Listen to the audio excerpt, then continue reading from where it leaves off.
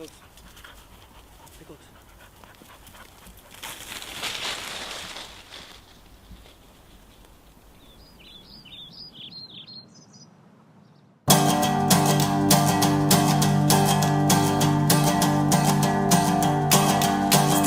Forward, steps back, this is the end of the ride. I want my money back. I waited in line in the cold and the rain, waited in heat, my sweat and blood, waited to hear from a million feet, but this is the end of the ride. I grew up in a family of hunters, so both my grandfathers on either side of my family were hunters, and as a family, we would when we go on holiday, we'd go on like harvesting missions, I guess. So we go, we did a lot of fishing in the summer, and then in the fall we do like family moose hunting trips and go out into the BC's wilderness and harvest our food for the year. My dad was very much a passionate hunter, and I spent a lot of time with him into my teenage years and learning the craft of hunting, and had sort of pursued it ever since, and it's been a big part of my life. And it took a number of years where I was pretty involved with hunting, yet I wasn't ready. And it was kind of one year where I was like, you know what, I think I'd like to experience that feeling of having harvested and then being able to share that experience with my peers, and in this case with my father and all his buddies, which I had very strong connections with all those guys. So the next day I went out and was hunting, and I came across a deer, and I actually shot at it and I missed it. I was literally like walking down the trail, kind of heading back towards camp, and I'm like kicking stones. It was like, and then this deer just like wandered out right in front of me, just kind of ran across the trail, and I just instinctively just went up and shot him, and he just fell over, and he was lying there dead, and I walked up to him and kind of had my first experience killing an animal. There was a lot of complex emotions, but a lot of it was almost like relief, and I felt quite a sense of accomplishment, I guess, because I'd followed through with something I spent a lot of time engaged in, and it quickly transitioned into kind of a beautiful moment. My father called again on the radio, and he says, "What happened?" And I said, I shot a deer. There's a deer down here." And he's like, "Okay, I'll be right there." So he was a few hundred yards away back at camp, and yeah, he was like there at a shot. Like my poor father, he's got a limp and a bad knee, and like he doesn't move fast, but this is the one time he was there instantly, right? And when he rolled up and he walked up and saw me and the deer, I mean, he was just tears in his eyes and just so full of pride. You kind of experience a lot of different emotions as you kind of go through the killing an animal, and certainly the shock of the initial, like the intensity of watching an animal die in front of you. It's very intense, and there is you feel definitely a connection with that animal instantly, that now you've taken ownership and responsibility for the animal that's lying there. And so I felt all that in those moments, and that carried through for the whole process of when gutting the animal and transporting the animal back to camp, and then carefully putting it up on the meat pole and cleaning up the meat and preparing it to eventually take back to a butcher. Incredible sense of responsibility and ownership. And I was the only kid in my community that got into hunting. I still don't have all that many friends my own age that were interested in hunting. So it was kind of a lost generation. More and more as I'm out there in the community, and someone like kind of tracked me down in the party and be like, "Hey, you're the guy who hunts, right? And I want to know, like, how did you get into hunting? And what are the steps? And what I'm kind of thinking about this."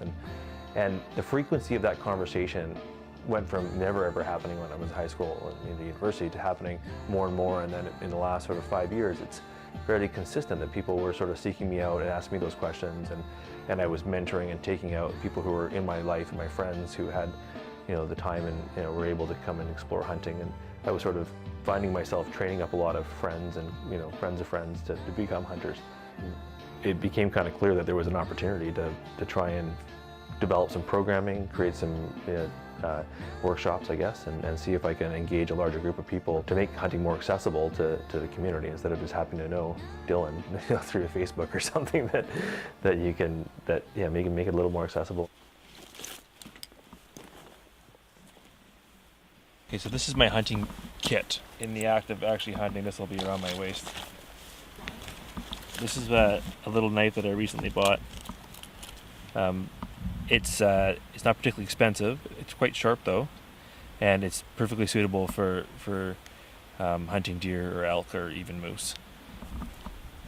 I usually keep a radio with me so I can keep in touch with other hunting partners and check in once in a while. It's a great safety tool. I have a GPS with me. This GPS is, again, it's a great tool for when you start out on your hunt. You can mark where the truck is, you can mark where the camp is. This particular unit, at any point in time, if I hit this red button here, it'll actually send a message to a satellite saying that it's an emergency and I need help. Every safety kit should have a whistle in it. If you're ever lost, it's the best way to draw attention to yourself is to blow your whistle. I ask people to say, well, what are their motivations? Like, why are they here in this class? And I'd say 90% of people say, I'm here because I want to make different choices about the food I eat, and I want to be more responsible to the meat I eat. The main issues for people with hunting, I think ultimately is that people don't necessarily agree with killing animals if we don't have to. I've had conversations with folks who choose not to eat meat and do that because they don't want to see animals harmed in this world. But on the other hand, there's folks who oppose hunting because we don't need to hunt, because we're capable of farming, and farming is more efficient and doesn't harm wild animals. But obviously I'm well aware of the farming industry, and I'm well aware of some of the impacts to the land base, and also some of the treatment of the animals that are part of the industrial farming industry. I would much rather sign up to be the deer in the forest and getting chased around by me than signing up to be a cow in a feedlot, for sure. And I feel good about my choices around eating meat and pursuing wild meat. This is how we grew up. I mean, it makes you go on adventures, you shoot a moose, that's your winter's meat.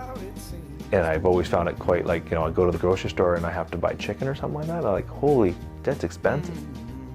If someone's a vegetarian or they're making food choices because they don't want to harm animals, I mean, you got to respect those values, and I do. I mean, like I love animals. I unfortunately don't make choices in my life that prevent me from killing animals, but anybody who does make those choices, I mean, I totally respect that and support that. And in fact, I have probably a more enlightened conversation with someone who's a vegetarian and making food choices about why they eat, why they decide to eat a vegetarian diet.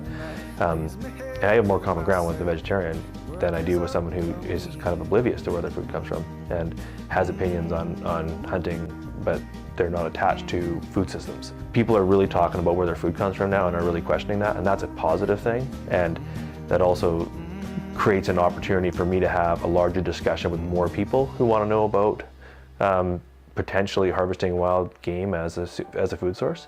And I think that's a good place to start, and that's a whole lot better than where we were 10, 15, 20 years ago in terms of rationalizing or justifying hunting in our current society.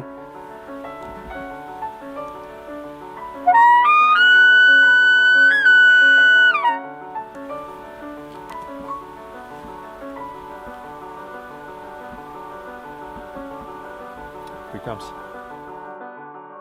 Being able to cook for lots of people is a real richness. I host and I take out a bunch of roasts and some fish and whatever, prawns or whatever I have laying around. And I think it maybe cost me like $30 at Donald's Market. I go buy some greens, some potatoes to mash up, a couple pounds of butter, a pound of bacon, and I can do dinner for 30 people. And that's it, like $30, maybe $40 if I'm going, upscale, right?